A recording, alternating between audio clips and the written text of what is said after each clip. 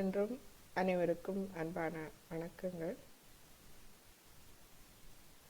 இந்த கவன பயிற்சி ஒவ்வொரு நாளும் நீங்கள் அதை செய்யலாம். இந்த பயிற்சி நிச்சயமாக உங்களை அமைதி நிலைக்கு கொண்டு செல்லும். முதலில் கவனத்தை தலை உச்சிக்கு எடுத்து செல்லுங்கள். கவனிப்பது மட்டுமே நாம் செய்வது, கவனித்தல் மட்டுமே. உச்சிக்குழியை கவனித்து அந்த உச்சிக்குழிக்கு சற்று கீழ் நமது இருதயம் பீடம், அதை கவனிப்போம். அதற்கு கீழ் நமது சஹஸ்ராரம் 1000 நரம்புகளின் முடிவிடம் கவனிப்போம். நமது இந்த நரம்புகளை தளர்வடைய செய்வோம்.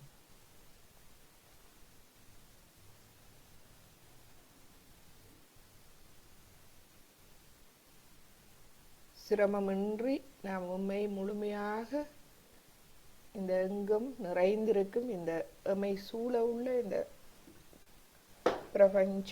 பிரபஞ்சம்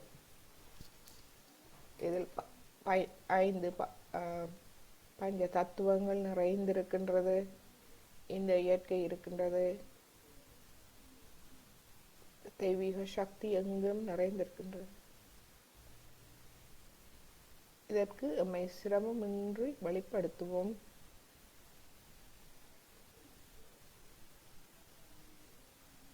அது தலையில் இருக்கும் அந்த லிம்பிக் ஏரியா, இந்த நரம்பு பகுதிகளை நம்மால் தளர்வடைய செய்ய முடியாவிட்டால் மெதுவாக சுவாசத்தை கவனியுங்கள்.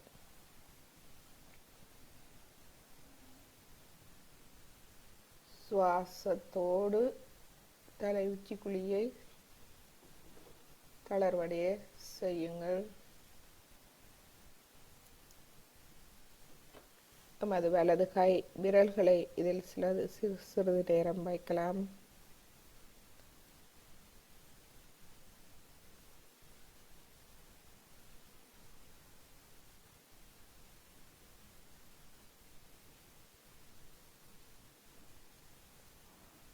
பின்பு கையையும் வைக்கலாம். மெதுவாக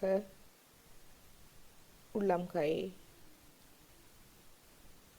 பின்பு சிறிது நேரம் 2 அங்குலம் கையை உயர்த்தி கவனிப்போம். ஒரு கையால் தொடர்ந்து வைத்திருக்க முடியாவிட்டால் நாம் மற்ற கையை மாற்றி வைக்கலாம்.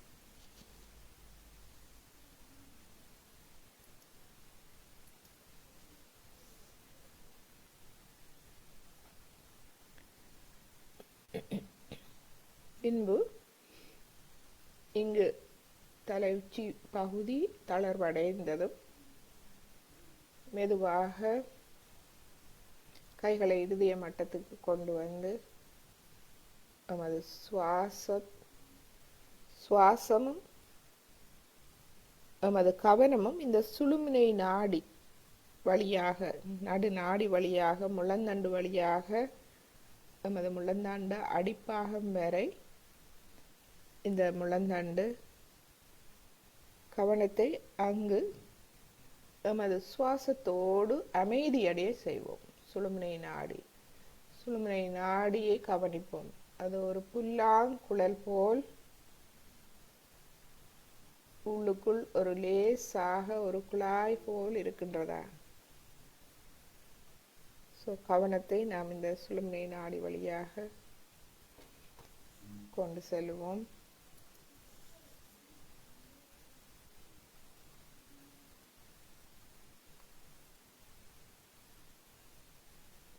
இப்பொழுது அடுத்ததாக 10 விரல்களையும் அவதானிப்போம். விரல் நுனிகள்.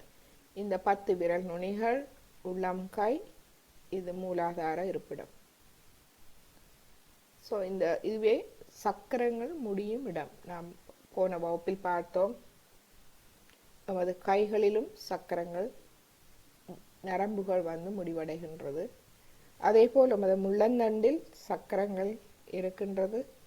சக்கரங்களின் இருப்பிடம் 7 சக்கரங்களின் இருப்பிடம். கைகளில் 7 சக்கரங்களின் இருப்பிடம். 5 விரல் நுனி, உள்ளம் கை, இந்த பகுதி, இது மூலாதாரம், இது சஹஸ்ராரம்.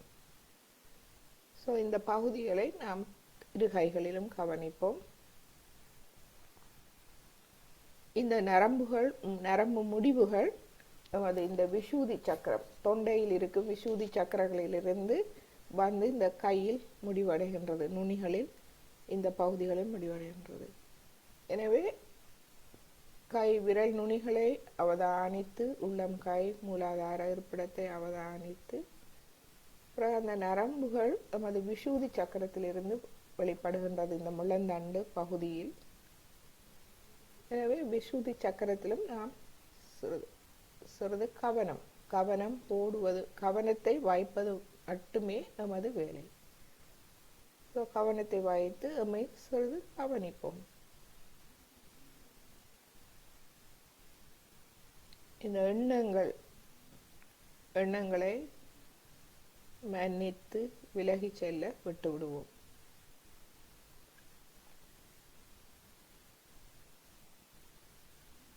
நமது கவனத்தை இந்த மனதுக்கு அப்பால், நமது மனதுக்கு அப்பால் தலை உச்சி குலுக்கி எடுத்து செல்லுவோம்.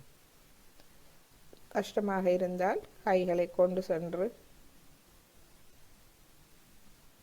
இவ்வாறு இந்த கவன பயிற்சியை நாம் செய்யும் போது நாம் இலகுவாக தியான நிலைக்கு செல்ல முடியும்.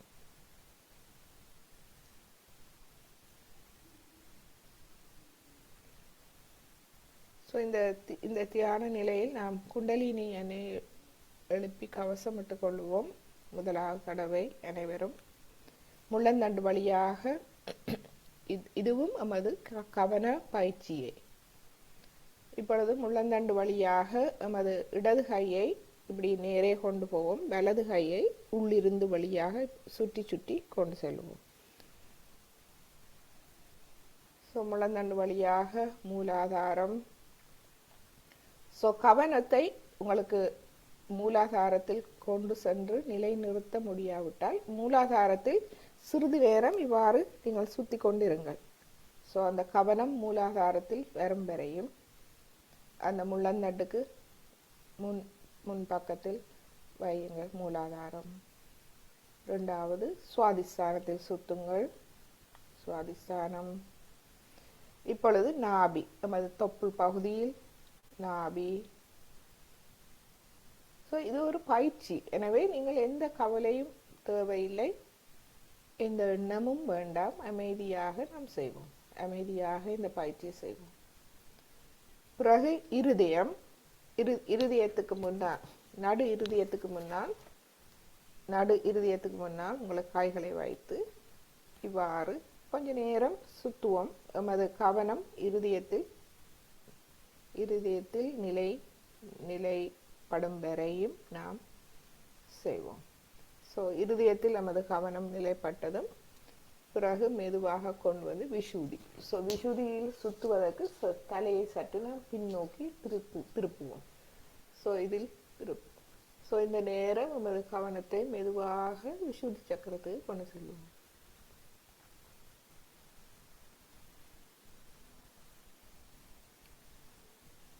பிறகு அப்படியே இருந்து கொண்டு நமது ஆகிய சக்கரம் அவிடத்தில் நாம் சுற்றுவோம்.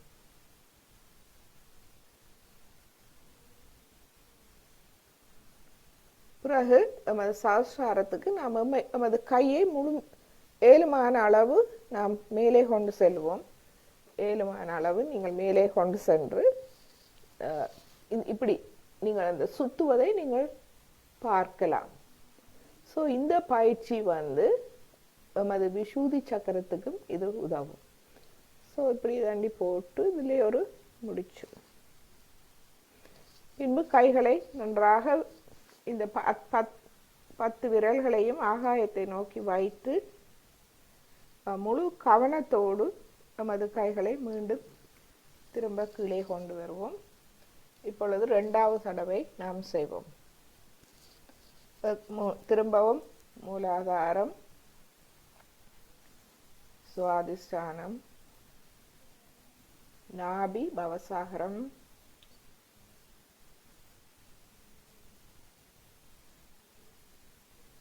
ஆறுதல் ஆறுதல் அடைவோம். நமது மனம் ஆறுதல் அடையட்டும், உடல் ஆறுதல் அடையட்டும். இப்பொழுது இருதயம், அனைத்து எண்ணங்களையும் நாம் மன்னித்து விடுவோம். மனம் உடல் இரண்டும் ஆறுதல் அடையட்டும். விசுதி,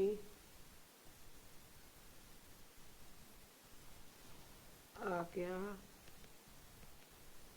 சஹஸ்ரா.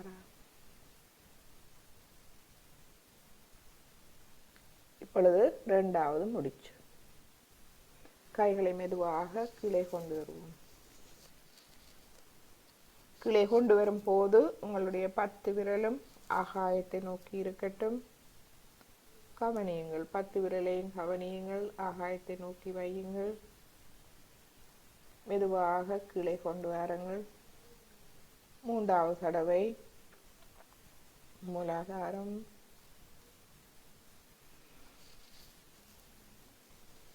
மனம் உடல் இரண்டும் ஆறுதலாக இருக்கட்டும். ஒரு சிறு குழந்தை போல் இந்த பயிற்சியை நாம் செய்வோம். சுவாதிஷ்டானம்,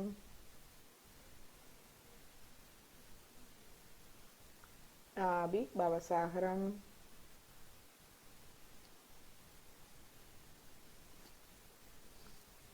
இருதயம்,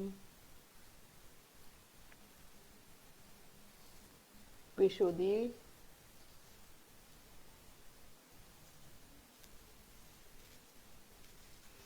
ஆக்யா, சஹஸ்ரா. இப்பொழுது நாம் 3 முடித்துக்கள் போட்டுக்கொள்வோம். 1 2 3. மீண்டும் நமது கைகள் ஆகாயத்தை நோக்கி, விரல்களை ஆகாயத்தை நோக்கி வைத்து சிறிது அமைதி அடைவோம்.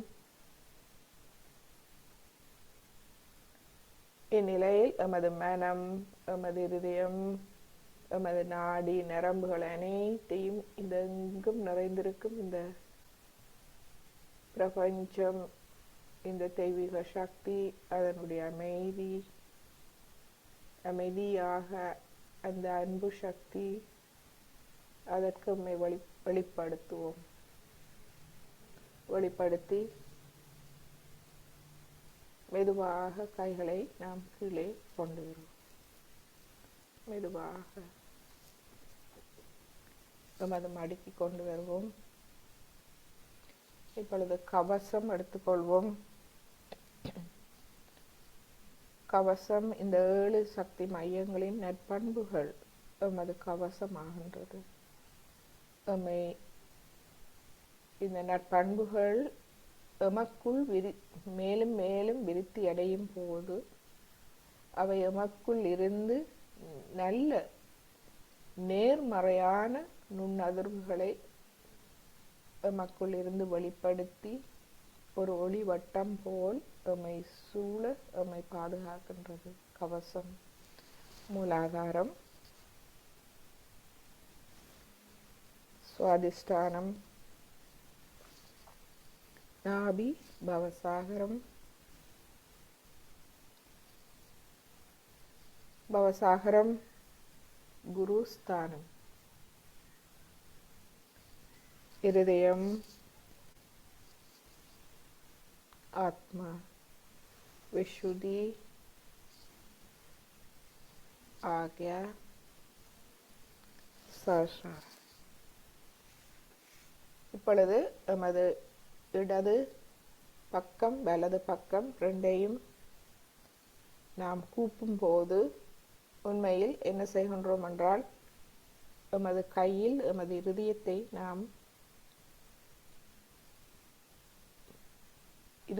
நாம் எமது கைக்குள் கொண்டு வருகின்றோம். பாதுகாப்பாக எனது இருதயம் ஆத்மாவின் இருப்பிடம். இந்த இருதயம் தூய்மையாக, கள்ளம் கபடம் இல்லாது தூய்மையாக, நேர்மையாக, உண்மையாக இருக்கும் அந்த இருதயத்தை நான் பாதுகாக்க வேண்டும். தலை வணங்க வேண்டும். எனது அனைத்து நற்பண்புகளுக்கும், ஆத்மாவின் அனைத்து நற்பண்புகளுக்கும் நான் தலை வணங்குகின்றேன். அது மட்டுமல்ல, நாம் எம்மை நோக்கி கூப்புகின்றோம். இது மற்றவர்கள் உங்கள் எல்லோரையும் நோக்கி கூப்புவது. எனவே உங்கள் எல்லோருக்குள் இருக்கும் ஆத்மாவின் அனைத்து நற்பண்புகளுக்கும் நான் தலை வணங்குகின்றேன். வேறு எந்த ஒன்றுக்குமே நான் தலை வணங்க மாட்டேன். ஆத்மாவின் தூய நற்பண்புகளுக்கு மட்டுமே நான் தலை வணங்குகின்றேன். இப்பொழுது இரு கைகளையும் நாம் மடக்கி கொண்டு வருவோம். கொண்டு வந்து இன்று நாம் நமது இருதய சக்கரத்தை பற்றி பார்ப்போம். எனவே தொடர்ந்து தியான நிலையில் இருங்கள். கவனம் முழுமையாக ஆத்மாவில் இருக்கட்டும். ஆத்மா அமைதியானது. அந்த அமைதி நிலையில் நாம் இருப்போம்.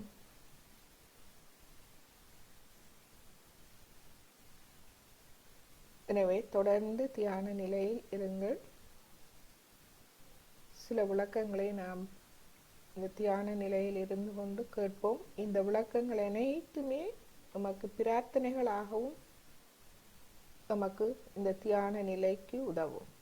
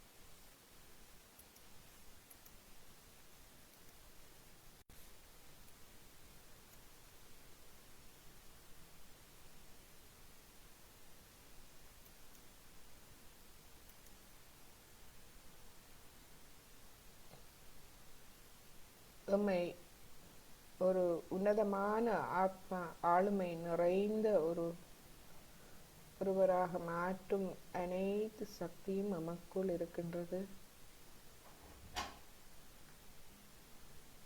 எமது இருதயத்தில் ஆத்மாவும் எமது முள்ளந்தண்டு அடிப்பாகத்தில் குண்டலினி சக்தியும் இருந்து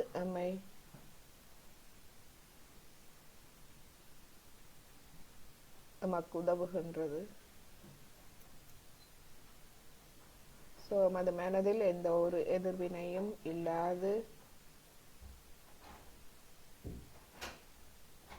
வேண்டாதவை அவை தானாக நம்மிடமிருந்து விலகிவிடும். எனவே நாம் முற்றிலும் சிரமமின்றி நம்மை முழுமையாக இந்த அன்பு சக்திக்கு நாம் வெளிப்படுத்தி தியான நிலையில் இருப்போம். மூலாதார சக்கரம்,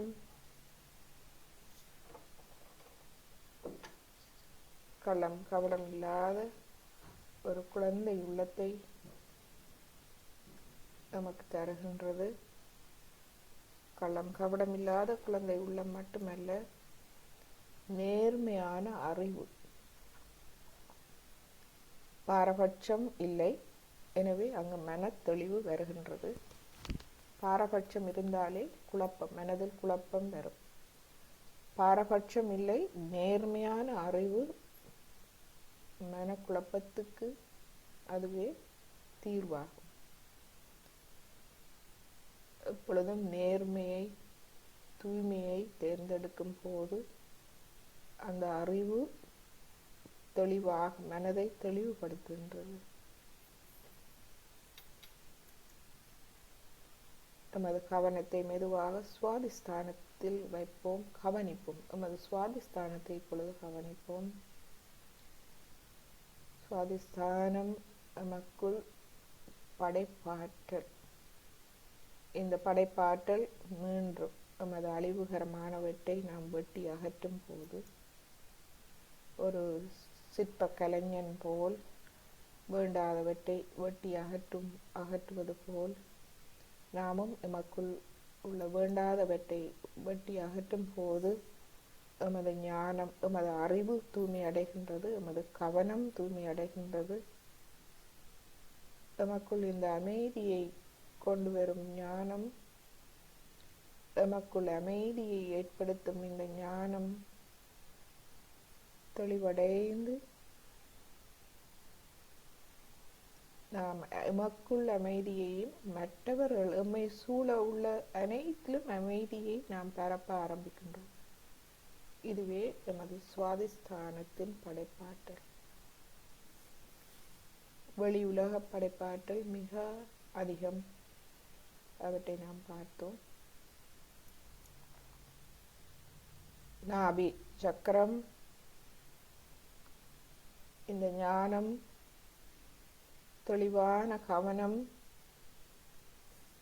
எமக்குள் அமைதி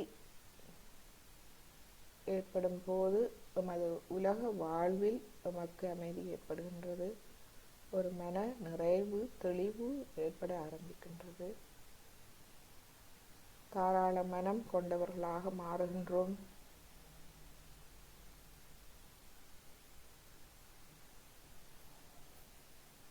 தாராள மனம் பணம், பொருள் மட்டுமல்ல, அன்பை பகிர்ந்து கொள்ளும் ஒரு ஆளுமை நிறைந்தவர்களாக, அமைதியை உருவாக்கும் ஒரு ஆளுமை நிறைந்தவர்களாக நாம் மாற ஆரம்பிக்கின்றோம்.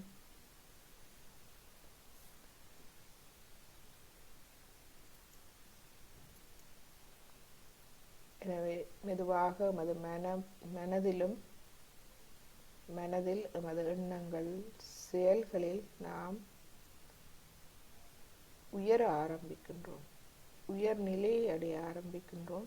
இதுவே எமது ஆத்ம வளர்ச்சி ஆகும். எமது ஆளுமையில் மாற்றங்கள் நிகழ ஆரம்பிக்கின்றது. உங்களை பார்ப்பவர்கள் அதை உணர ஆரம்பிப்பார்கள், கேட்கவும் ஆரம்பிப்பார்கள்.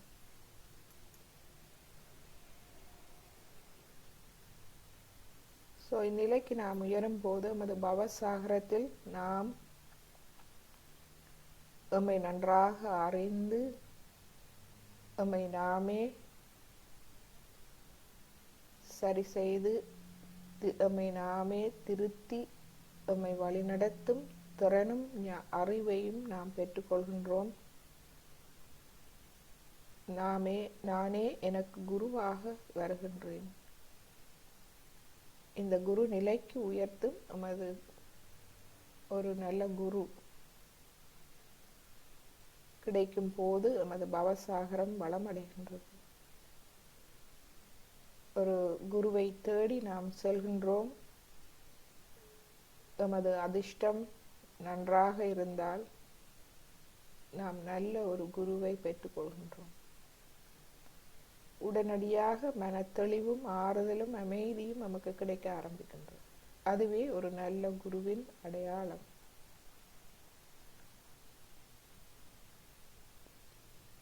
குருவானவர் எம்மை உயர்நிலை, தன் நிலைக்கு எம்மை உயர்த்துபவரே உண்மையான குரு. உதாரணமாக நாம் பாடசாலைக்கு செல்கின்றோம் பாடங்கள் கற்றுக்கொள்ள. ஒவ்வொரு பாடங்களையும் ஒவ்வொரு ஆசிரியர் மூலம் கற்றுக்கொள்கின்றோம்.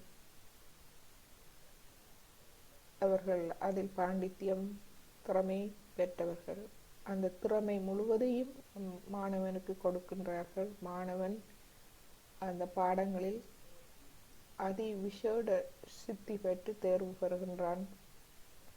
நன்றாக கவனித்து அந்த ஆசிரியரிடம் அந்த கல்வியை கற்கும் போது அவன் நன்றாக உயர்கின்றான். அதே போல்தான் நாமும் இந்த ஆத்ம முன்னேற்றத்தில் வளமடைய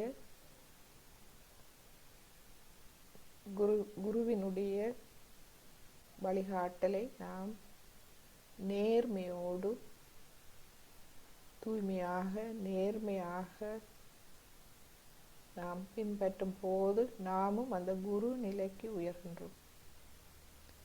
குரு தத்துவம் எமது பவசாகரத்தில் இந்த குரு தத்துவத்தை நாம் வளர்த்து கொள்ள வேண்டும்.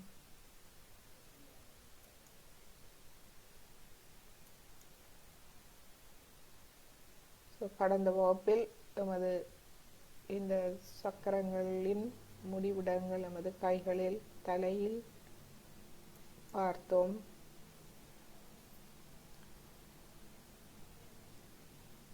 இந்த தியான நிலையில் நாம் முன்னேறுவதற்கு காலை மாலை தியானம் அவசியம். நீங்கள் இந்த தியானத்தை நன்றாக புரிந்து கொண்டால் ஒரு 10 நிமிடம் போதுமானது.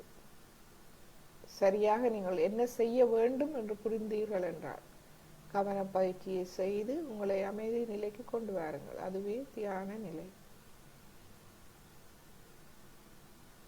அமைதியாக மெய் பார்த்து கொண்டு ஒவ்வொரு நாளும் மெய் கவனித்து வரும்போது அந்த மாற்றத்தை நாம் தியானத்தின் முன்னேற ஆரம்பிக்கின்றோம். நாடிகளை நாம் சமநிலைப்படுத்தி எமது வலது நாடி இடது நாடியை சமநிலைப்படுத்தி எம்மை தியான நிலைக்கு எடுத்து செல்லும் போது நாம் வளர்ச்சியை அடைகின்றோம். இதற்காக சில ஆரோக்கிய குறிப்புகள். மிக முக்கியமானது உப்பு நீர் சுத்திகரிப்பு. ஒவ்வொருவரும் மாலை நேரத்தில் இரவு படுக்கைக்கு செல்ல முன்பு ஒரு 10 நிமிடம் உப்பு நீர் சுத்திகரிப்பு அவசியமானது.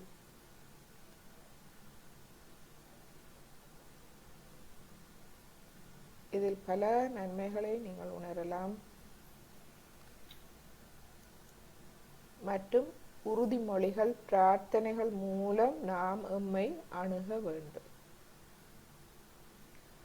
எம்மை எவ்வாறு நாம் அணுகுவது? எம்மை நானே எனக்கு குரு. என்னை எவ்வாறு நான் வழி நடத்துவது? இந்த பிரார்த்தனைகள் உறுதிமொழிகள் மூலம் நாம் எம்மை அணுகுவோம். இவை மிகவும் முக்கியமானது. பிரார்த்தனைகள் நாம் எம்மை அணுக நமக்கு உதவி செய்கின்றன. இன்று நாம் இருதய சக்கரத்தை பார்ப்போம். இருதய சக்கரத்தின் முக்கியமான பண்பு தூய்மை, நேர்மை, கள்ளம் கபடம் இல்லாது சூதுவாது இல்லாத ஒரு திறந்த இருதயம். இருதயத்தை நீங்கள் யாருக்கு திறக்க வேண்டும்? இந்த எங்கும் நிறைந்த இந்த பிரபஞ்ச சக்தி, தெய்வீக சக்திக்கு நாம் நமது இருதயத்தை திறப்போம். இது மிகவும் இலகுவானது. ஒரு நண்பருக்கு கூட நாம் எமது சில நேரங்களில் எமது இருதயத்தை ஒளிவு மறைவின்றி முழுமையாக திறக்க முடியாது இருக்கலாம். ஆனால் இந்த தெய்வீக சக்திக்கு நாம் முழுமையாக திறக்கலாம். ஒளிவு மறைவின்றி என்ன இருந்தாலும் முழுமையாக திறந்து நாம் உதவி கேட்கலாம். ஏனென்றால் அது போதும் ரகசியமாக எமக்கும் அந்த தெய்வீக சக்திக்கும் இடையில், அதாவது தாய்க்கும் பிள்ளைக்கும் இடையிலான அந்த உறவு, அது ரகசியமாக எமது சுயமரியாதையை காத்து உதவ வல்ல ஒரு சிறந்த உறவு, சிறந்த தாய் பிள்ளை உறவு, சிறந்த நண்பனுக்கான உறவு. எனவே நாம் முழுமையான உதவியை பெற்றுக்கொள்வோம். ஒளிவு மறைவின்றி எமது இருதயத்தை திறந்து பிரார்த்திப்போம். எம்மை அணுகுவோம். எமது இருதயத்தை அணுகுவோம். அணுகி நாம் நம்மை தூய்மைப்படுத்திக் கொள்வோம். இந்த தூய்மையால் எமது மன தெளிவு, நாம் மன தெளிவடைகின்றோம். மனம் தெளிவடையும் போது நாம் அமைதியான ஒருவராக மாற ஆரம்பிக்கின்றோம். இந்த தியான நிலை, அமைதி நிலையில் நமது வளர்ச்சி, முன்னேற்றம் ஏற்படுகின்றது. இந்த தெய்வீக சக்தியின் அனைத்து ஆசீர்வாதங்களையும் நாம் பெற்றுக்கொள்கின்றோம். வாழ்வில் முன்னேற்றம் நமக்கு கிடைக்கின்றது.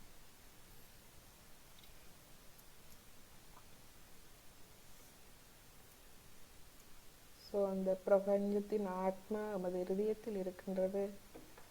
இடது இருதயத்தில் இந்த பிரபஞ்சம் ஒரே சக்தியால் உருவாக்கப்பட்டது. அந்த ஒரே இறைவனால் உருவாக்கப்பட்டது. அந்த இறைவனின் ஒரு சிறு பகுதி எல்லோருக்குள்ளும் ஆத்மாவாக இருக்கின்றது. நான் ஒரு தூய ஆத்மா.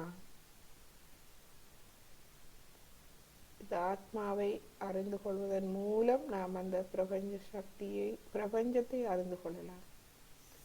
பிரபஞ்சத்தை நீங்கள் வெளியில் அறிந்து கொள்ள நேரடியாக வெளியே சென்றால் நாம் தொலைந்து விடுவோம், நம்மால் எட்ட முடியாது. ஆனால் அதனுடைய பிரதிபலிப்பை நாம் நமக்குள் நமது இருதயத்தில் இருக்கின்றது, அதை அறிய முயலும் போது பிரபஞ்சத்தை விளங்கிக் கொள்ளக்கூடியதாக இருக்கின்றது. ஏனென்றால் இந்த பிரபஞ்சம் நமக்குள்ளேயே இருக்கின்றது.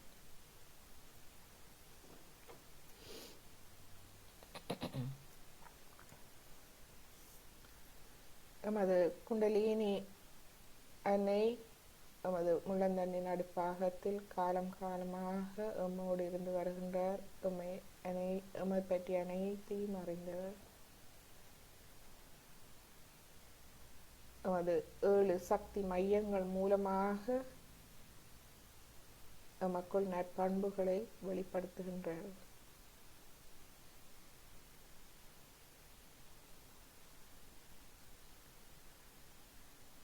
எனவே இன்று நாம் பிரார்த்திப்போம். நமது இந்த ஆத்மாவுக்கு எதிரான 6 அடிப்படை எதிரிகள்: தூய்மையற்ற ஆசை, குரோதம், கோபம், பேராசை, பந்தம், பொறாமை, தற்பெருமை, இவைகள் நமது ஆத்மாவுக்கு எதிரானவை, அழிவுகரமானவை. இவற்றை விட்டு நமது இருதயத்தை நாம் தூய்மைப்படுத்துவோம்.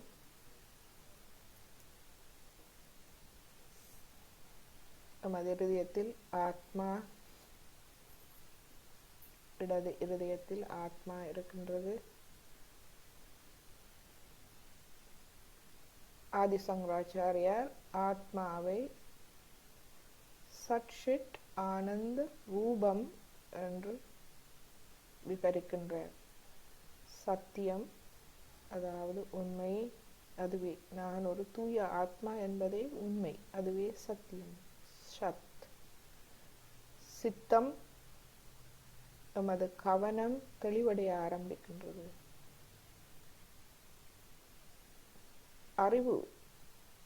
அறிவு பெற ஆரம்பிக்கின்றது நமது கவனம். சித்தம், சித். இதனால் நமக்கு என்ன கிடைக்கின்றது? நாம் ஒரு அமைதியான, ஆனந்தமான ஒரு ஆளுமை ஆக மாறுகின்றோம். நமது ஆத்மா ஷட் ஆனந்த ரூபம் நமது இருதயத்தில் இருக்கின்றது. இதுவே பரமாத்மாவின் பிரதிபலிப்பு. ஷட் ஆனந்த ரூபம் நமது இருதயத்தில் இருக்கும் ஆத்மா.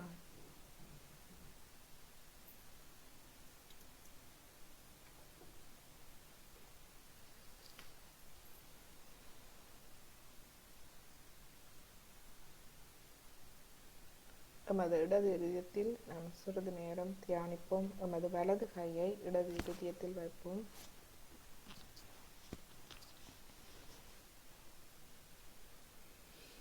இந்த ஆத்மா சட்சிட் ஆனந்த ரூபம், எல்லோர்க்கும் ஒளியூட்டும் அன்பு,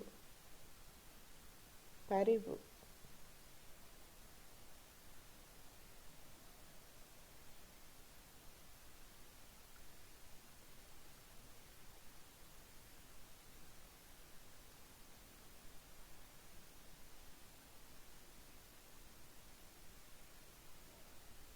இந்த ஆத்ம விழிப்புணர்வை எமக்கு மிக இலகுவாக எமக்கு தந்தவர் ஸ்ரீ மாதாஜி, எமது குரு. ஸ்ரீ மாதாஜி, உங்கள் அருளால் நான் ஒரு தூய ஆத்மா.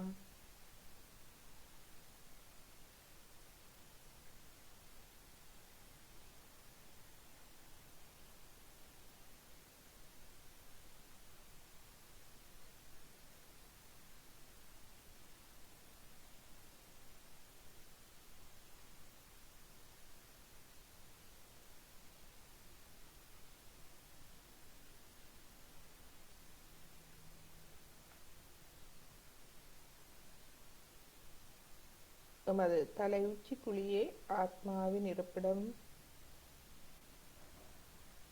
இந்த எமது இடது இருதயத்தின் பீடம் எமது தலை உச்சி குழிக்கு கீழ் இருக்கின்றது. அதுவே ஆத்மாவின் இருப்பிடம். ஜெய் ஸ்ரீ மாதாஜி. சவுண்ட் வரல.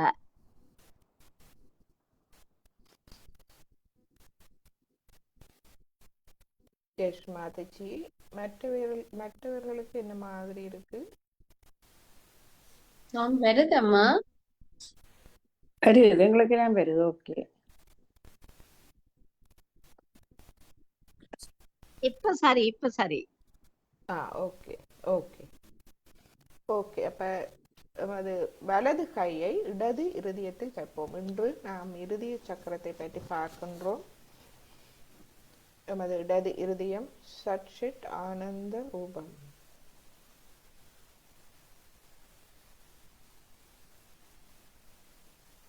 சத்தியம், நான் ஒரு தூய ஆத்மா. அந்த உண்மை எமது சித்தம், எமது கவனத்துக்கு வருகின்றது.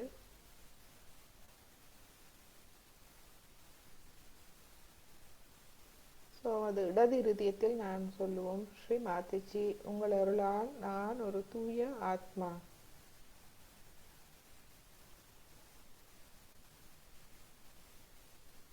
இந்த இடது இருதயத்தில் நாம் சொல்லும் போது, ஆத்மா ஒளியூட்டப்படும் போது, நமது தலை உச்சிக்குழியில் நாம் அதை உணரலாம். தலை உச்சிக்குழியில் ஆத்மாவின் இருப்பிடம். அந்த தலை உச்சிக்குழி தளர்வடைவதை நாம் உணரலாம்.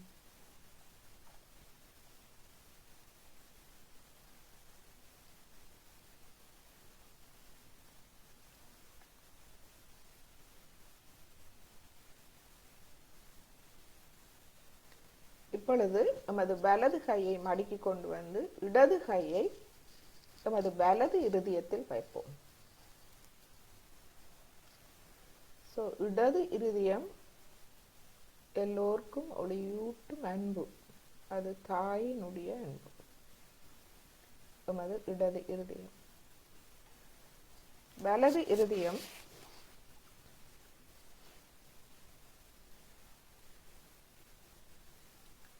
தந்தையின் அன்பு.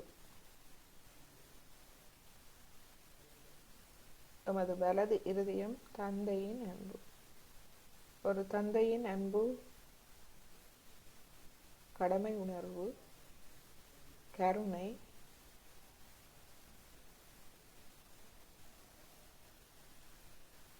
ஒரு குடும்பத்தில் நன்னடத்தைகளின் எல்லைகளை பேணி பாதுகாப்பவர் தந்தை.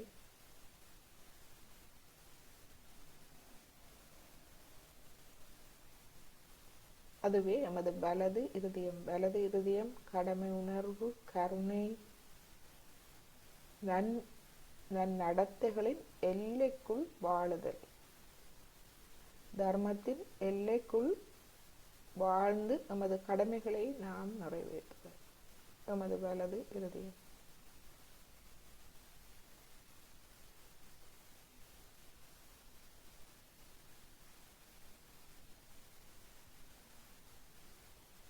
நமது வலது இருதயத்தில் நாம் கவனத்தை வைப்போம். அங்கு என்ன நடைபெறுகின்றது? குண்டலினி அன்னையின் வருகையை அங்கு உணர முடிகின்றதா? குளிர்ச்சியாக குண்டலினி சக்தியின் வருகையை நமது வலது இருதயத்தில் குளிர்ச்சியாக உணர முடிகின்றதா?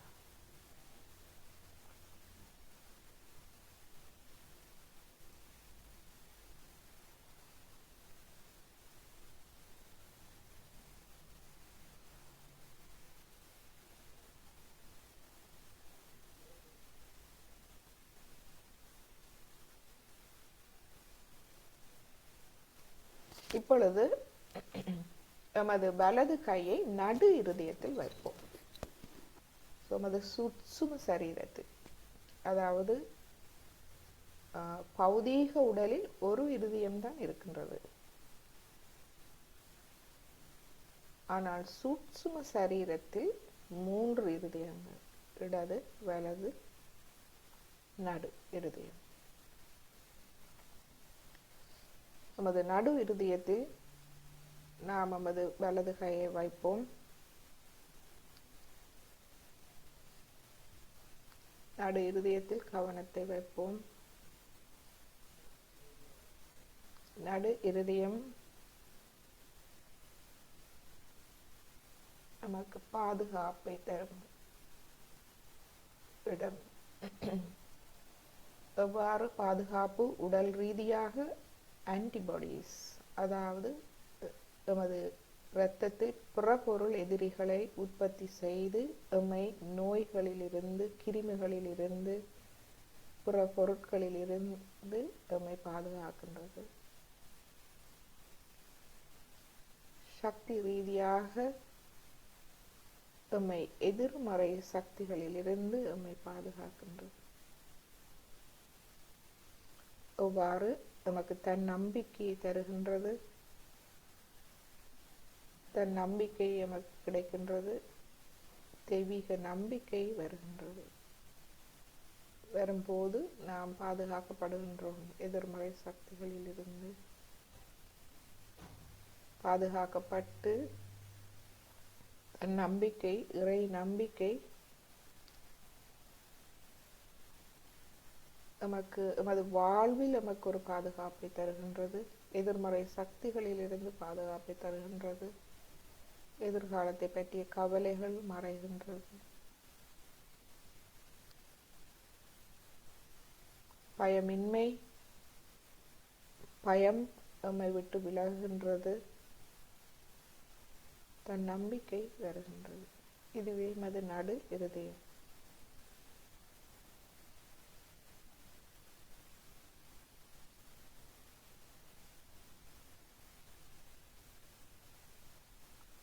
நமது நடு இருதயத்தில் குண்டலினி அன்னையின் வருகையை நாம் உணர்வோம். பிரார்த்திப்போம். குண்டலினி தாயே, உங்களுடைய வருகையை எனது நடு இருதயத்தில் நான் உணர செய்யுங்கள். இந்த நடு இருதயம், இந்த நரம்பு முடிச்சு தளர்வடைந்து லேசாகுவதை நாம் காண்போம். அங்கு ஒரு அமைதியை நாம் உணர்வோம்.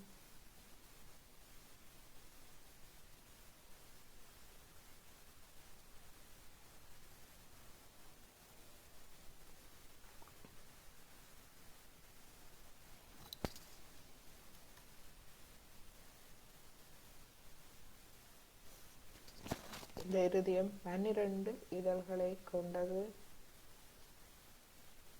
தத்துவம் வாயு தத்துவம். எனவே இருதய சக்கரத்தை வளம்படுத்த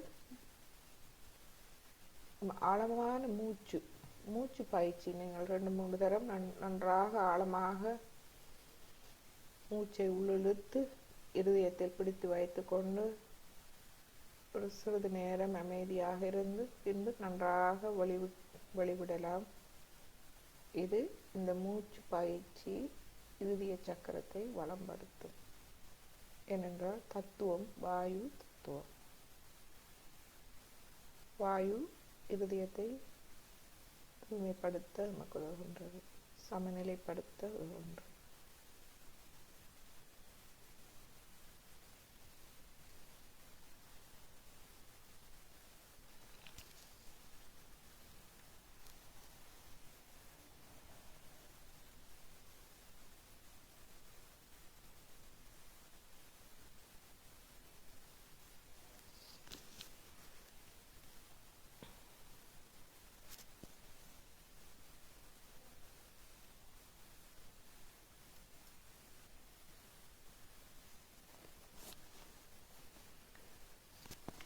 இந்த இருதய சக்கரத்தை பாதிக்கும் காரணிகளை அழிவுகரமானவற்றை நாம் கைவிட வேண்டும். நமது நடு இருதயத்தை பாதிப்பவை எமது குடும்பத்தில் அமைதியின்மை, பிரச்சனைகள், நமக்கு ஒரு பாதுகாப்பில்லாத நிலையை தருகின்றது. முக்கியமாக தாயுடன் அல்லது தந்தையுடன் பிரச்சனை இருந்தால் நாம் பாதுகாப்பை உணர முடியாது. பயம். இவற்றை நாம் கைவிட வேண்டும். தன் நம்பிக்கை, இறை நம்பிக்கை.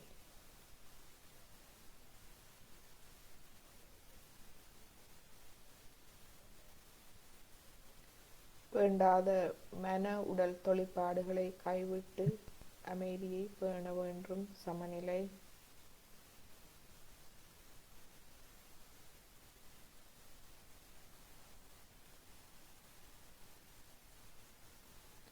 மற்றும் நமது கடமைகளை, அதாவது நாம் இந்த உலகில் முதலில் வரும்போது நாம் பிள்ளைகளாக வருகின்றோம், பெற்றோருக்கு பிள்ளைகளாக.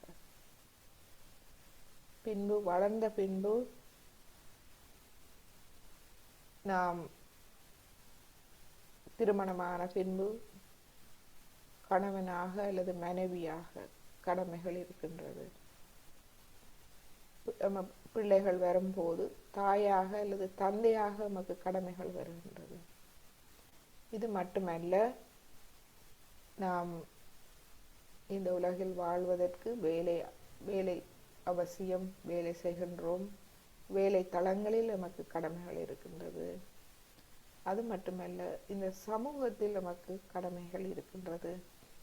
சமூகத்தில் நல்ல ஒருவராக வாழ்ந்து சமூகத்துக்கு நாம் ஒரு உதாரணமாக இருக்கும் போது அது தானாக நாம் அந்த சமூகத்துக்கு உதவி செய்கின்றோம். இவ்வாறான கடமைகளை நாம் நமது தர்மத்தின் எல்லைக்குள்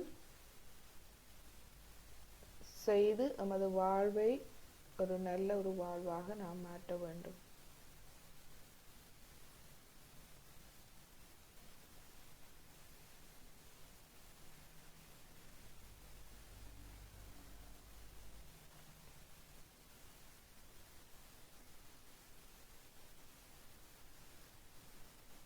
நமது இடது இருதயம் தாய் அன்பு, வலது இருதயம் தந்தையின் அன்பு.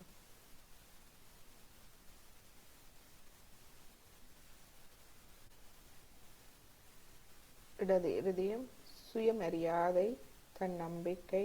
வலது இருதயம் இறை நம்பிக்கை மற்றும் நாம் மற்றவர்களுக்கும் மரியாதை கொடுக்க வேண்டும். இவ்வாறு நாம் நடக்கும் போது நாம் அந்த தர்மத்தின் எல்லைக்குள், நல்ல ஒழுக்கத்தின் எல்லைக்குள் நாம் வாழ்ந்து நமது கடமைகளை சரிவர செய்யக்கூடியதாக இருக்கும். இதுவே நமது இருதய சக்கரத்தின் பண்புகள்.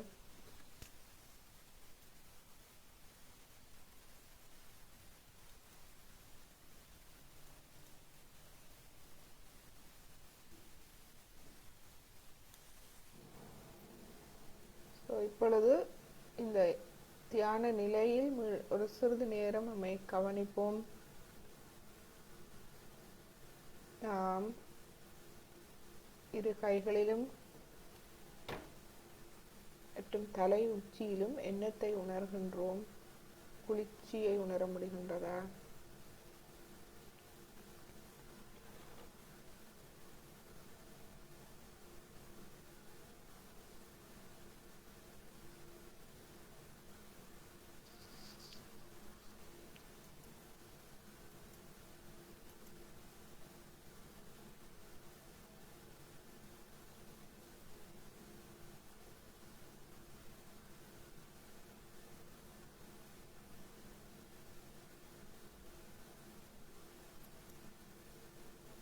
இந்நிலையில்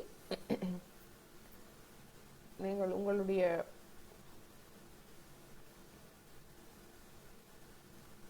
இன்று இந்த தியான நிலையை எவ்வாறு உணர்கிறீர்கள் என்று நீங்கள் பகிர்ந்து கொண்டால் நாம் தொடர்ந்து தேவையான இடது நாடி வலது நாடி சுத்திகரித்து நாம் தியான நிலைக்கு செல்லலாம்.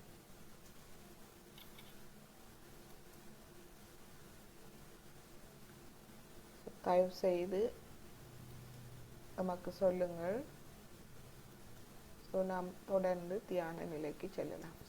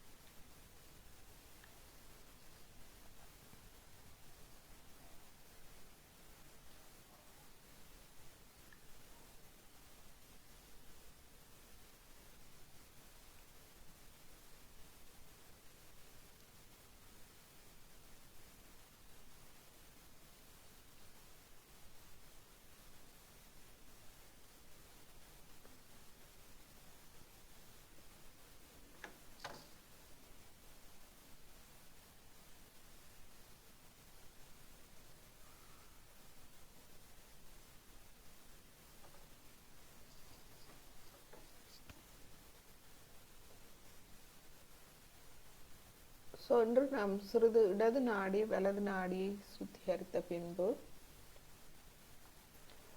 ஸ்ரீ மாதாஜியின் உரையை நாம் கேட்போம். ஓகே, நீங்கள் ஒரு தரம் யாருக்காவது ஏதாவது குறிப்பிட்ட பிரச்சனை அல்லது ஏதாவது இருந்தால் அதை நாம் சமநிலை செய்து கொண்டு நாம் முன் போகலாம். ஸோ நீங்கள் சொல்லலாம், நீங்கள் அன்மியூட் பண்ணி கதைக்கலாம்.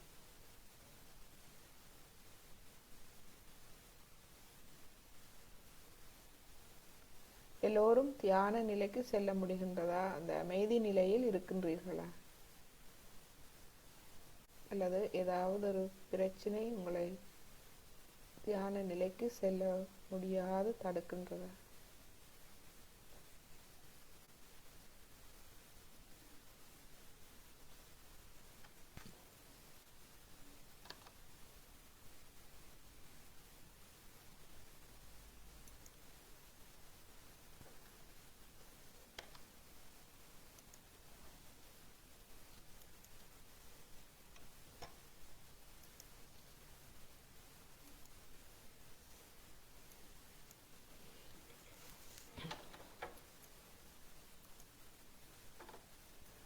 ஸோ சமநிலைப்படுத்தல் உங்களுடைய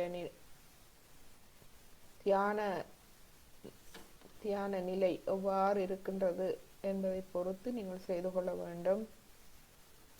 இடது நாடி பாதிப்பிருந்தால் மெழுகுவர்த்தி பாவியுங்கள், மெழுகுவர்த்தி ஒளி.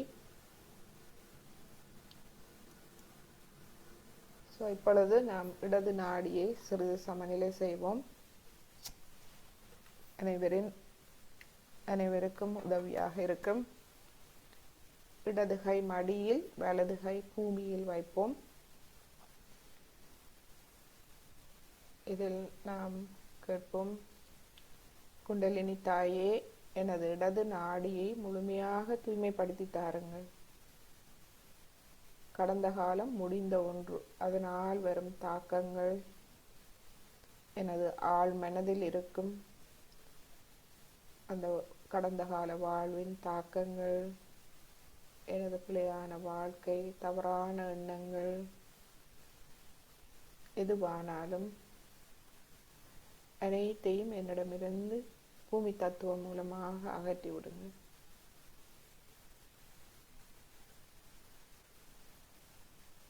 எனக்குள் தூய விருப்பத்தை மட்டும் தாருங்கள்.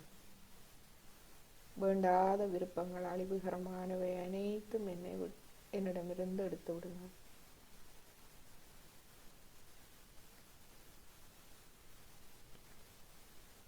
எனது மனதில் இருக்கும் அனைத்து மன சோர்வு, கடந்த கால பிரச்சனைகள், அதன் தாக்கங்கள், எனது மனக்கட்டுப்பாடுகள், பிடிவாதம், தவறான எண்ணங்கள், தவறான வாழ்க்கை, எனது மமகாரம் அனைத்தையும் என்னிடமிருந்து எடுத்து எனக்கு தெளிவான மனதை தாருங்கள். எனது மனசக்தியை அதிகரித்து, இச்சா சக்தியை அதிகரித்து,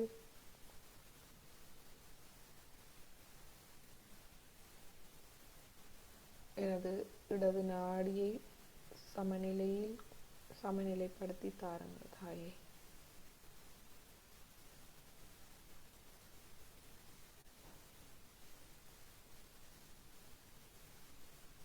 இடது கையில் 5 விரல்களையும் நாம் கவனிப்போம். உள்ளங்கை மற்றும் மூலாதாரத்தின் இருப்பிடம். நாம் எங்கிருந்து கவனிக்க வேண்டும்? தலை உச்சி குழியில் இருந்து கொண்டு நாம் மெதுவாக கவனிப்போம். சுவாசம் அமைதியாக சுழுமுனை நாடி வழியாக நடைபெறுகின்றதா?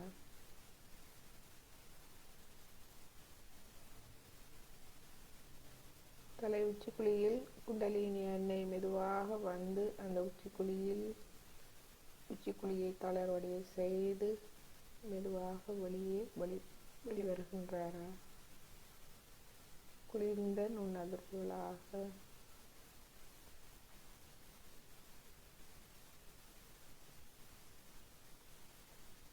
மன அமைதி, மன ஆறுதல் கிடைக்கின்றதா?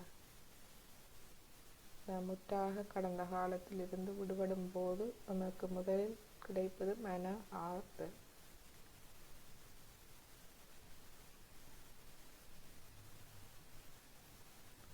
நாம் அனைவரையும் மன்னிப்போம். நமக்கு துன்பம் தந்தவர்கள் அனைவரையும் மன்னிப்போம். நாம் மற்றவர்களுக்கு துன்பம் செய்திருந்தால் அதற்காக மன்னிப்பு கேட்டுக்கொள்வோம். தாயே, எனது ஆத்மாக்கு எதிரான தவறுகள் அனைத்தையும் மன்னித்து விடும். மற்றவர்களின் ஆத்மாக்கு எதிராக நான் செய்த தவறுகள், எனது ஆத்மாக்கு எதிராக நான் செய்த தவறுகள் அனைத்தையும் மன்னித்து விடுங்க.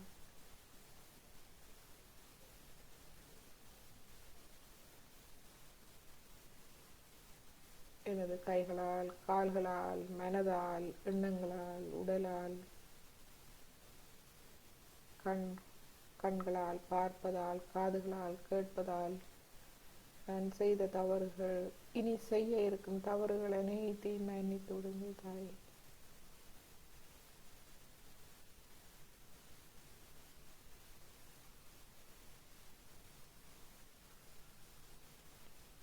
இப்பொழுது நமது வலது கையை நாம் அடித்து கொண்டு வருவோம். நாம் வலது நாடி பாதிப்புடையவர்களாயின் வலது நாடியை தூய்மைப்படுத்த வேண்டும். உப்பு நீர் சுத்திகரிப்பு. உப்பு நீர் கால்களை வையுங்கள்.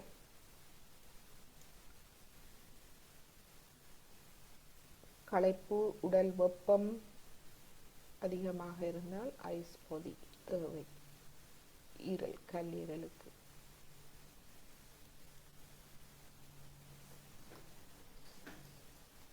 இடது கை ஆகாயத்தை நோக்கி, வலது கை மடியில். கால்கள் உப்பு நீரில். பிரார்த்திப்போம். தாயே, எனது வலது நாடியை முழுமையாக தூய்மைப்படுத்தி தாருங்கள்.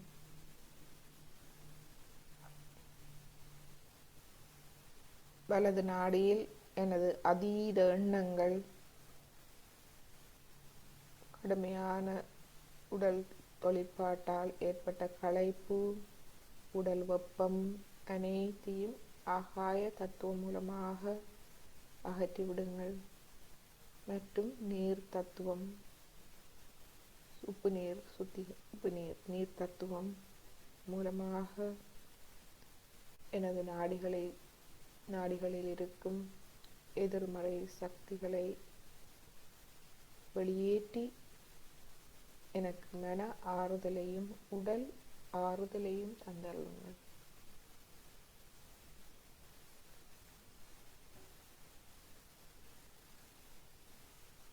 எனது எதிர்கால பயத்தை முழுமையாக போக்கிவிடுங்கள். நான் தனித்தவன் என்ற எனது அகங்காரத்தை என்னிடமிருந்து அகற்றிவிடுங்கள். நான் தனித்தவன் அல்ல. நான் இந்த பிரபஞ்சம், பரபிரம்மத்தின் ஒரு அங்கம். இந்த பரபிரம்மே என்னை கவனித்துக் கொள்கின்றது. எனது தேவைகள் அனைத்தையும் கவனித்துக் கொள்கின்றது. அதை நான் உணரும் அமைதியான கவனத்தை எனக்கு தந்தருளுங்கள். எனது கவனத்தை அறிவூட்டி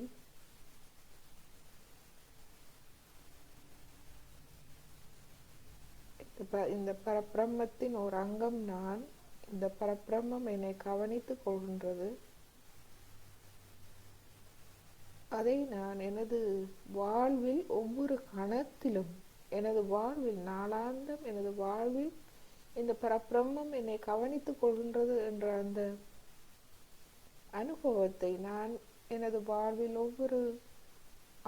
ஒவ்வொரு நடவடிக்கைகளிலும் நான் உணரக்கூடிய அந்த அமைதியான ஆழமான கவனத்தை எனக்கு தந்தருளுங்கள் தாயே. தூய கவனத்தை எனக்கு தந்தருளுங்கள். இந்த தூய கவனம் மூலமே நாம் நமக்குள் ஆழமாக சென்று அதை அறிந்து கொள்ள முடியும், அந்த அனுபவங்களை உணர முடியும். கவனம் வேறெங்கோ அலைந்து கொண்டிருந்தால் நாம் அதை உணர முடியாது. இதுவே விழிப்புணர்வு. அந்த விழிப்புணர்வு நமக்கு அவசியம். நாம் விழிப்பாக இருக்க வேண்டும், அலர்ட்டாக இருக்க வேண்டும். அவற்றை கவனிப்பதற்கு நாம் செய்வது கவனிப்பது மட்டுமே. அந்த கவனிப்பதால் நமக்கு நாம் உணர்கின்றோம், உணர்ந்து கொள்ளக்கூடியதாக இருக்கின்றது. அது நமக்குள் தன் நம்பிக்கை, இறை நம்பிக்கையை அதிகரிக்க செய்கின்றது.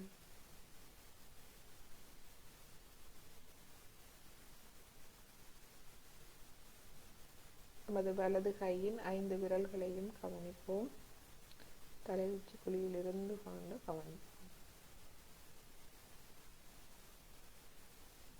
தாயே, எனது குண்டலினி தாயே, எனது கல்லீரலுக்கு வாருங்கள்.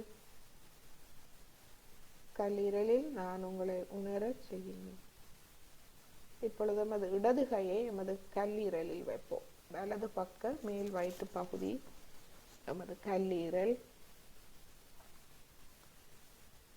குண்டலினி தாயே, எனது கல்லீரலுக்கு வந்தருளுங்கள். கல்லீரலின் அனைத்து தொழில்பாடுகளையும், உடல் தொழில்பாடுகளையும் சீரமைத்து தாருங்கள். கல்லீரலில் உங்களின் வருகையை நான் உணரச் செய்யுங்கள்.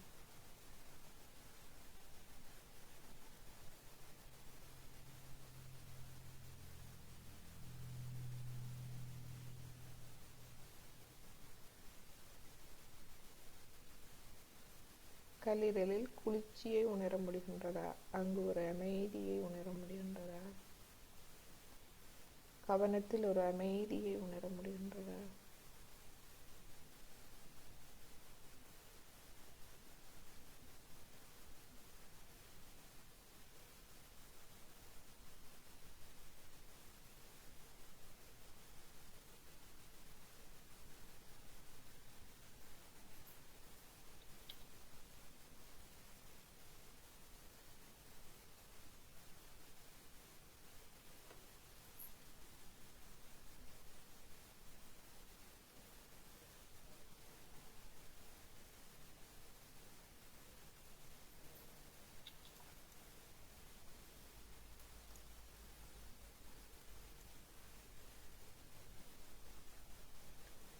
இப்பொழுது நமது இருதய சக்கரத்தில் நாம் தியானிப்போம்.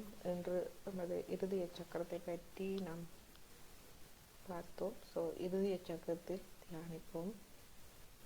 நமது நடு இருதயத்தில் தியானிப்போம். தாயே, எனது இருதயத்தை அன்பால் நிரப்பி என்னை தன் நம்பிக்கையுடனும் தைரியத்துடனும் பயமற்றும் இருக்க செய்யுங்கள். தாயே, எனது இருதயத்தை அன்பால் நிரப்பி என்னை தன் நம்பிக்கையுடனும் தைரியத்துடனும் பயமற்றும் இருக்க செய்யுங்கள்.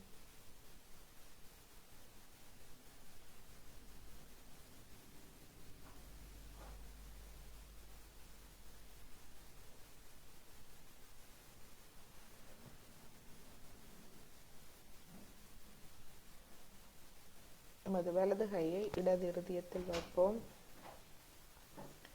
தாயே, உங்கள் அருளால் நான் ஒரு தூய ஆத்மா.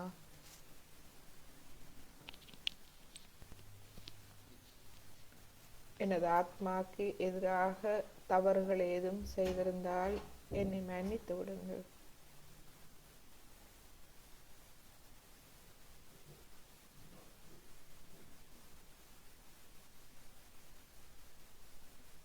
தன்னம்பிக்கையோடு நாம் சொல்லுவோம்.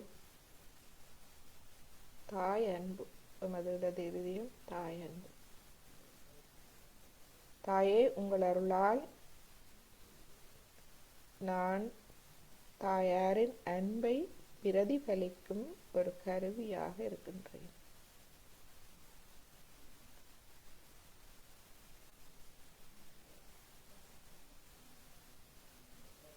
தாயே, உங்கள் அருளால் நான் தாயாரின் அன்பை பிரதிபலிக்கும் கருவியாக இருக்கின்றேன்.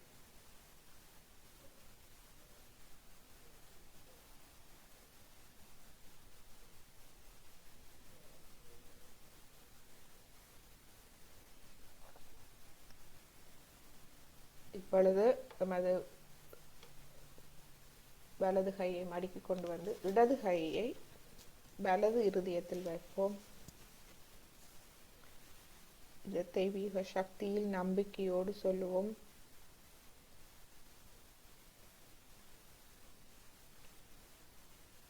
தாயே, நீங்களே எனக்குள் இருக்கும் கடமை உணர்வாவீர்கள், பொறுப்புணர்வாவீர்கள். தாயே, நீங்களே எனக்குள் இருக்கும் கடமை உணர்வு, பொறுப்புணர்வாவீர்கள்.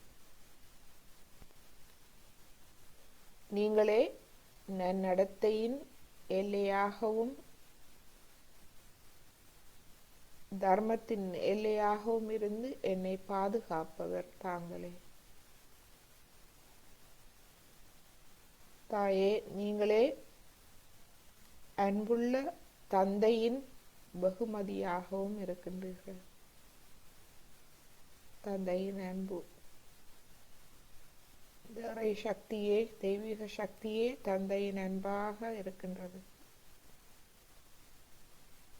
தாயாகவும் தந்தையாகவும் நம்மை வளம்படுத்துகின்றது.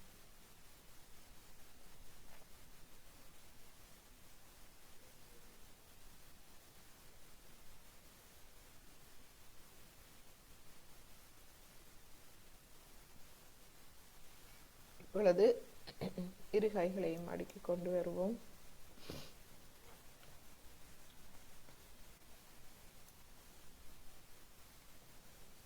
இதயம், இந்த இதயம் இதயபூர்வமாக நாம் பிரார்த்தனை, இதயத்திலிருந்து பிரார்த்தனை செய்யும் பொழுது அந்த பிரார்த்தனைகள் அனைத்தும் மந்திர சக்தி வாய்ந்தவை. இந்த பிரார்த்தனைகள் மூலம் நாம் எம்மை அணுகும் போது அது மந்திர சக்தி வாய்ந்தது, பலனை தரவல்லது. நமது எண்ணங்கள் கூட தூய்மையாக இருக்கும் போது அது சக்தி வாய்ந்தது. அதிர்வு தரும் இந்த எண்ணமும் ஒரு மந்திரமாகும். எனவே நீங்கள் மந்திரங்களை காசு கொடுத்து வாங்க தேவையில்லை. இதயபூர்வமாக உங்களுடைய தூய இதயத்திலிருந்து வரும் எந்த பிரார்த்தனையும் மந்திரமாகின்றது, சக்தி வாய்ந்தது.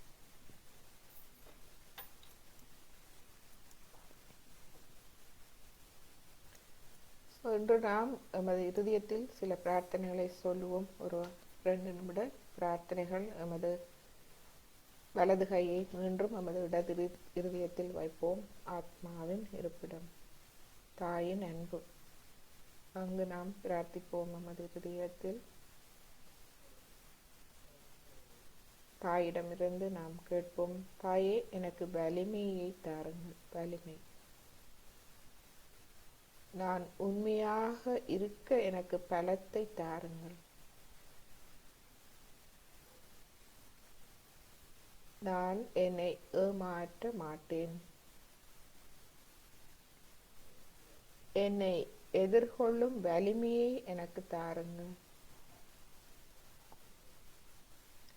நான் என்னை மேம்படுத்த முயற்சி செய்வேன்.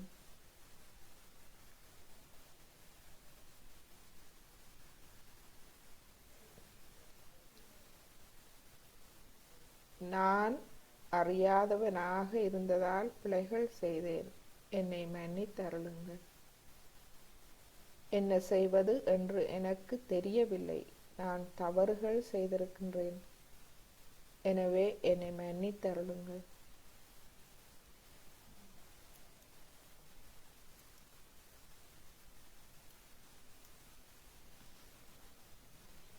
நமது விஷுதியில் நாம் பிரார்த்திப்போம். இருதயத்திலிருந்து பிரார்த்திப்போம் விஷுதிக்காக. தாயே, எனக்கு இனிமையாக பேசும் திறனை தந்தருளுங்கள். நான் பேசும்போது மற்றவர்களுடன் தொடர்பு கொள்ளும் முறை, மற்றவர்கள் என்னை மதிப்பதாக, அவர்கள் என்னை விரும்புவதாக, நான் அவர்களோடு இருப்பதை விரும்புவதாக இருக்கட்டும். நான் பேசும்போது மற்றவர்களும் அவர்களுடைய ஆத்மாவை உணரும்படியாக எனது பேச்சு அமைய எனக்கு அருள் புரியுங்கள். எனக்கு சக்தி கொடுங்கள். எனக்கு அன்பை கொடுங்கள், அன்பு சக்தியை கொடுங்கள். மற்றவர்களும் என்னை நேசிக்கும், புரிந்து கொள்ளும் அழகை எனக்கு கொடுங்கள்.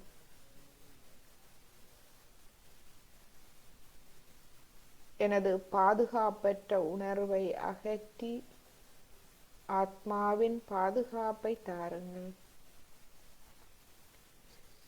இந்த பாதுகாப்பற்ற உணர்வால் நான் மற்றவர்களை தொந்தரவு செய்கின்றேன், கோபப்படுகின்றேன்.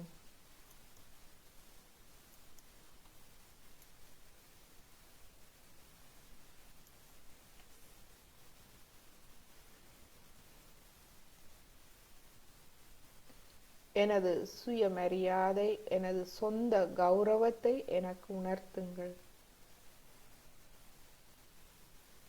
எனக்கு ஆத்மாவின் மேன்மையையும் கண்ணியத்தையும் தந்தருளுங்கள். அந்நிலையில் நான் யாராவது என்னை இழிவுபடுத்தினாலோ குறை கூறினாலோ நான் அதை உணர மாட்டேன். நான் உயர்ந்த நிலையில் இருந்தால் யாரும் என்னை குறைத்து மதிப்பிட முடியாது. எனது ஆத்மாவின் கண்ணியம் மேன்மையே எனது நிலை. மற்றவர்களால் நாம் பாதிப்படைவது அது எமது முட்டாள்தனம்.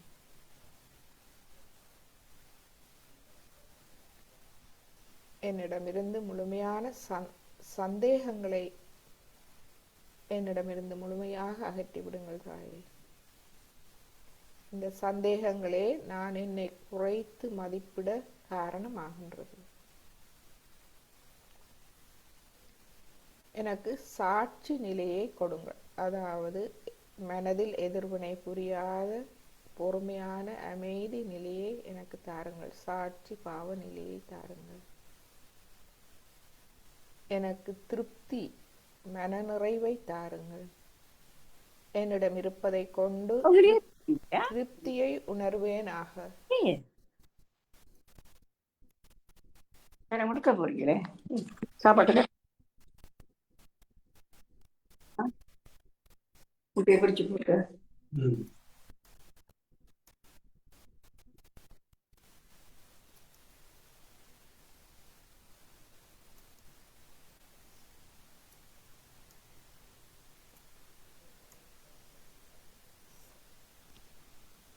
என்னிடம் எது இருந்தாலும், நான் எதை சாப்பிட்டாலும் திருப்தியை உணரச் செய்யுங்கள்.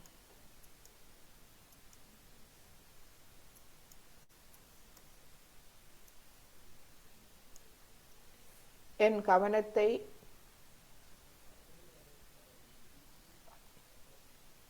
இந்த உலக விடயங்கள் எல்லாவற்றில் இருந்தும் விலக்கி எனது கவனம் எங்கு சென்றாலும் தயவு செய்து அதை எனக்குள் கொண்டு வர எனக்கு பலம் தாருங்கள்.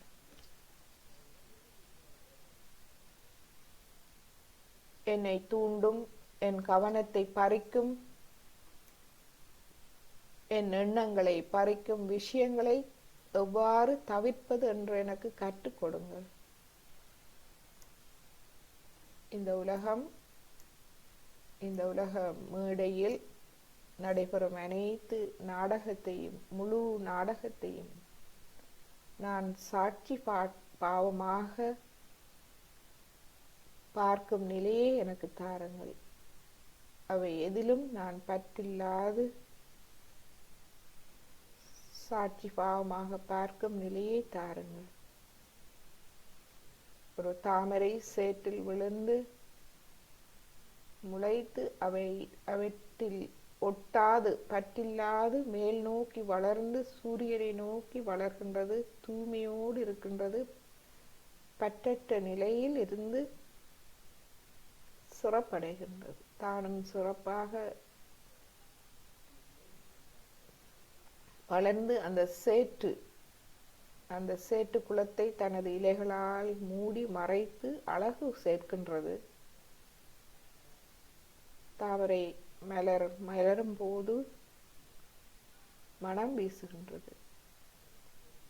பற்றற்ற நிலையில் அது தூய்மையாக இருக்கின்றது. அதே போல் நானும் இந்த உலகம் எனும் நாடக மேடையில் வாழ வேண்டும். தப்பியோட முடியாது. ஆனால் தூய்மையாக பற்றற்ற நிலையில் இருக்கும் அறிவு, ஞானம், திறமையை எனக்கு தந்தருளுங்கள். எனது கடமைகளை பற்றில்லாது சரிவர செய்து அவற்றை நான்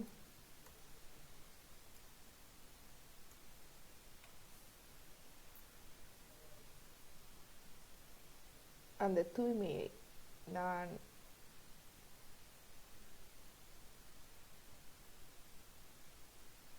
அனுபவிக்கும் அந்த நல்ல அனுபவத்தை எனக்கு தந்தருளுங்கள். நான் ஒருபோதும் மற்றவர்களை வெறுக்க மாட்டேன், மற்றவர்களை விமர்சிக்க மாட்டேன். மற்றவர்கள் தவறுகளை அல்ல, என் தவறுகளை நான் பார்த்து என்னை திருத்துவேன்.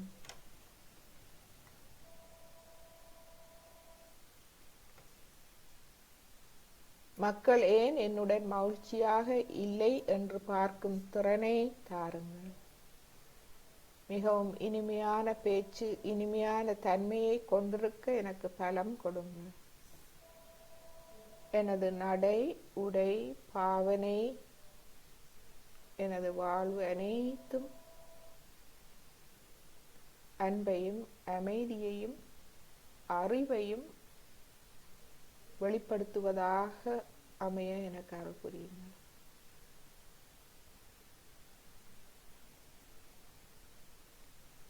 சிறிது நேரம் அமைதியான தியானத்தில் இருப்போம். இருந்து ஸ்ரீமாதிஜியின் அருள் உரையை நாம் கேட்போம்.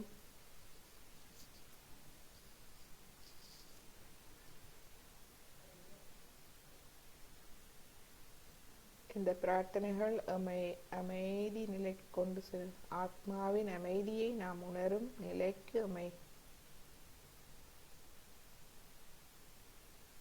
எடுத்து சென்றிருக்கும். எமது இருதயத்தில் நாம் பணிவு கொள்வோம்.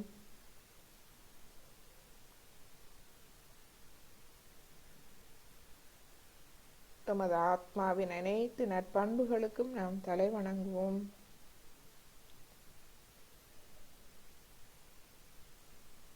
இவை எம்மை ஒரு தன்னம்பிக்கை, இறை நம்பிக்கை நிறைந்த, ஆளுமை நிறைந்த ஒரு உறுதியான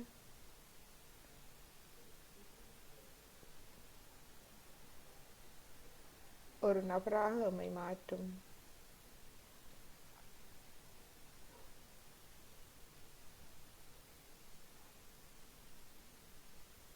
இப்பொழுது இறுதிய சக்கரத்தை பற்றிய ஸ்ரீமாதாஜியின் ஒரு சிறிய உரையை நாம் கேட்டு இன்றைய தியானத்தை நாம் முடித்துக் கொள்வோம்.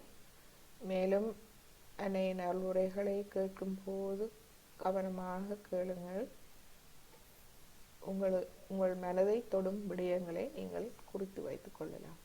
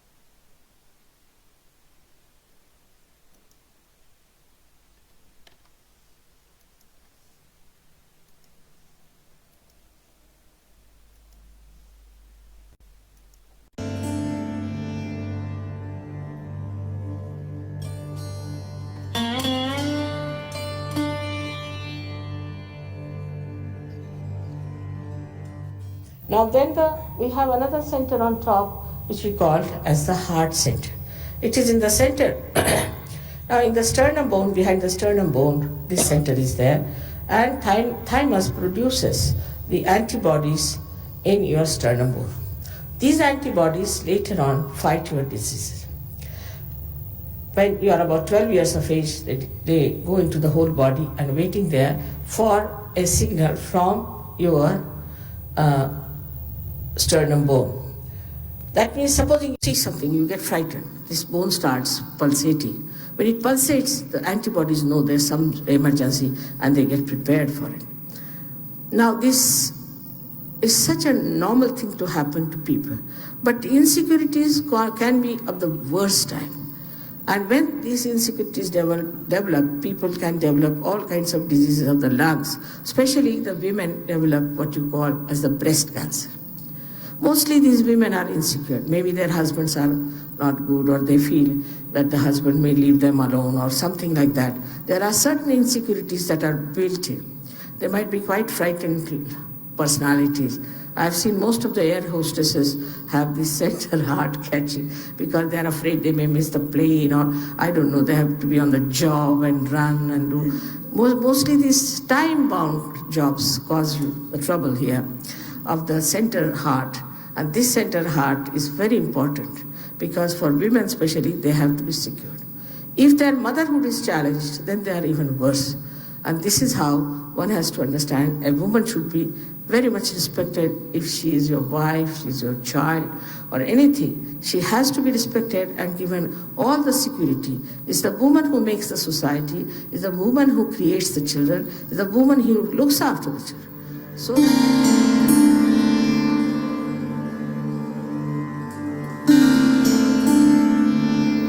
if there's any problem with your father, then the right side catches and it gives you asthma. First of all, you are, we can say, vulnerable to asthma due to bad liver. Plus, if you have problems with your father or with your fatherhood. Supposing you are an unhappy father, or maybe that you are not looking after your children, then you get this center caught up very badly. It can happen to any one of us if a man is unkind to his son. It's a father principle. If the son is unkind to the father, so the father is hurt. It's the father principle if it is disturbed by any chance, or suddenly father dies and you feel the pinch of that all your life. All that can work out here and you get this right heart catch. With that, you get asthma. It is said that in homeopathy, more tension you get. Because when you are more tense, you see, you remember your father. If he was here, he would have helped you. In the subconscious, sometimes it works out. And that's how it adds to the problem.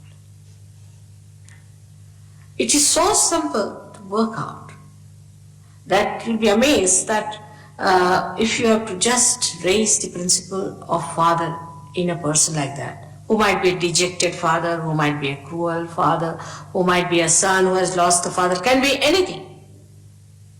that you have to just put your hand on that part.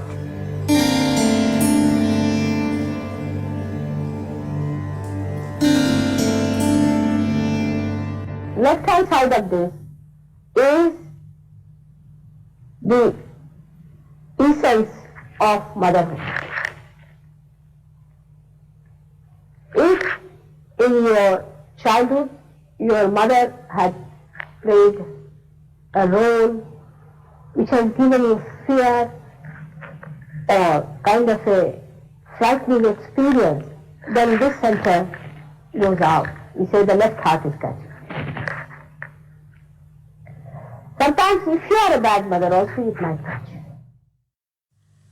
This center is very important. On the left hand side is the mother's side, and the mother itself is. If the mother is a lunatic, you get a problem there. You might get it, we call it a heart. There are two hearts. One is the heart of the spirit and one is the heart chakra. If a mother is a fanatic, she's a woman who is very fanatic about her food, things like that, then the children get it. It's a dangerous thing to play with children like that, to have complete discipline on the children and just keep them, must walk straight like a horse put to things. Children should be allowed to have their freedom. Actually, when we suppress them too much, they become hooligans. That way Indians are better. They know how to bring up their children. With this cruelty towards children, I don't know what women are up to.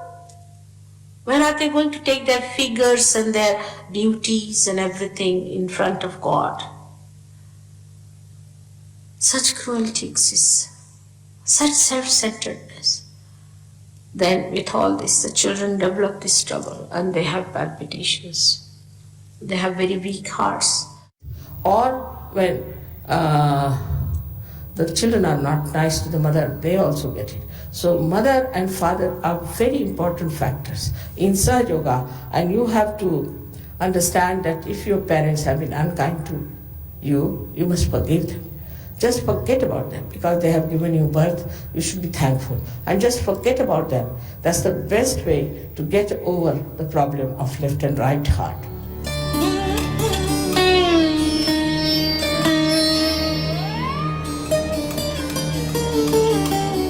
So I have explained to you all these things. Now this is the heart. In the heart resides the spirit. The spirit is watching the game of this creation and is watching what is happening to this person, to this person, to this person, to this person. Everybody has got in their heart the spirit which is watching. Is called as the Kshetrajna, means the one, the knower of the field. He is watching every minute. He knows what to do, where you go, what mistakes to create. He watches. He doesn't interfere. If only the interference comes from here, from that way, which tries to give you conscience, which tries to improve you. From here sometimes, the victim part, it tries to tell you, be in the center, by punishing you, by showing it is wrong. But he is just watching the game. Let's see how far it goes. He is the knower of your feet. He is the universal being within you. He is the reflection of that God Almighty who is a spectator within. And his power is this all-pervading power which has created all this. So to feel this all-pervading power, you have to become the step. All this creation has no meaning if you do not become the step. In the Vedas, the very first stanza says that by reading Vedas, if you do not become Vid, Veda word comes from Vida. Vida means to know. If you do not become the knowledge, then it has no meaning. Yeah. Heart is the main thing within us. You see, that's the last. Once heart stops, we don't exist. It's sheer existence. That's the most important organ God has given. Once the spirit is angry, in any way strained, anyway despaired, we just disappear. And then we die. There's nothing left. Heart is very important. That's why he's prayer.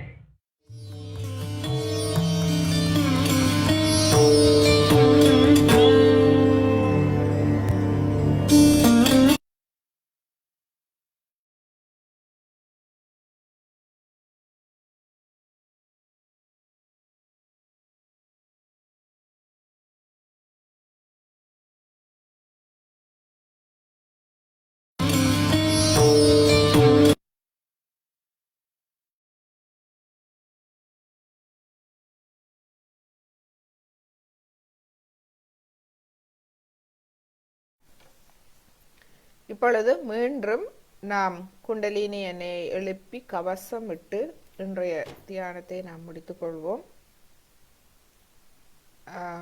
முதலாவது தடவை முள்ளந்தண்டு வழியாக மேலெடுத்து சென்று தலையில் ஒரு முடிச்சு, தலைக்கு மேல் கைகளை மெதுவாக கொண்டு வாருங்கள். இரண்டாவது தடவை மூலாதாரத்திலிருந்து மேலெடுத்து சென்று முள்ளந்தண்டு வழியாக இரண்டாவது முடிச்சு, கைவிரல்களை ஆகாயத்தை நோக்கி வைத்து மெதுவாக கைகளை கீழே கொண்டு வருவோம். இரண்டாவது தடவை. இந்த மூன்றாவது தடவை மீண்டும் முள்ளந்தண்டு வழியாக மேலெடுத்து சென்று 3 முடித்துக்கள். 1 2 3. இந்த 10 விரல்களையும் ஆகாயத்தை நோக்கி வைப்போம். நமது இருதயம், நாடிகள், நரம்புகள், சக்கரங்கள் அனைத்தையும் இந்த எங்கும் நிறைந்திருக்கும் இந்த சக்தி, தெய்வீக சக்திக்கு வெளிப்படுத்தி இதில் நாம் பிரார்த்திப்போம். தாயே,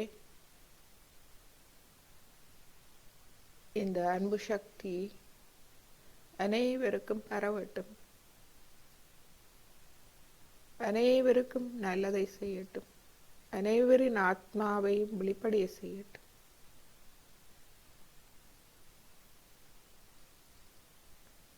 அனைவருக்கும் இந்த தூய்மையான தேடுதலை கொடுக்கட்டும்.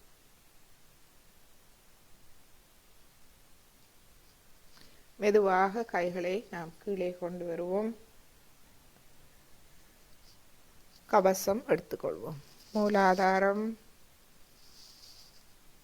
சுவாதிஷ்டானம், நாபி, பவசாகரம், இருதயம், விஷுதி, ஆக்யா, சஹஸ்ராரம். மீண்டும் எமது இடது கை வலது கை கூப்புவோம். கூப்பும்போது எமது இருதயத்தை நாம் பாதுகாப்பாக எமது கைகளில் பிடித்துக் கொள்கின்றோம். அங்கிருக்கும் ஆத்மாவின் அனைத்து நற்பண்புகளுக்கும் தலைவணங்கி, மற்றவர்களிடமிருக்கும் இருதயத்தில் இருக்கும் ஆத்மாவின் அனைத்து நற்பண்புகளுக்கும் தலைவணங்கி இன்றைய தியானத்தை முடித்துக் கொள்வோம்.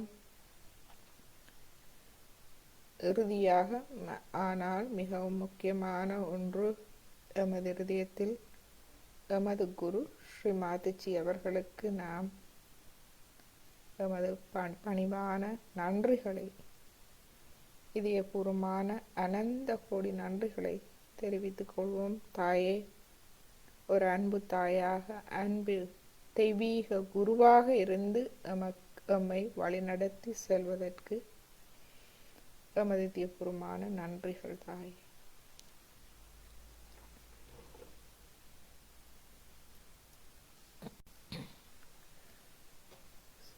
எம்மோடு ஃபேஸ்புக் மற்றும் ஜூம் மூலமாக இணைந்த அனைத்து அன்பர்களுக்கும் நமது அன்பான நன்றிகளும் வணக்கங்களும். எப்பொழுதும் நீங்கள் எம்மோடு கலந்துரையாடலாம், உங்களுடைய அனுபவங்களை பகிர்ந்து கொள்ளலாம், உங்களுடைய தேவைகளை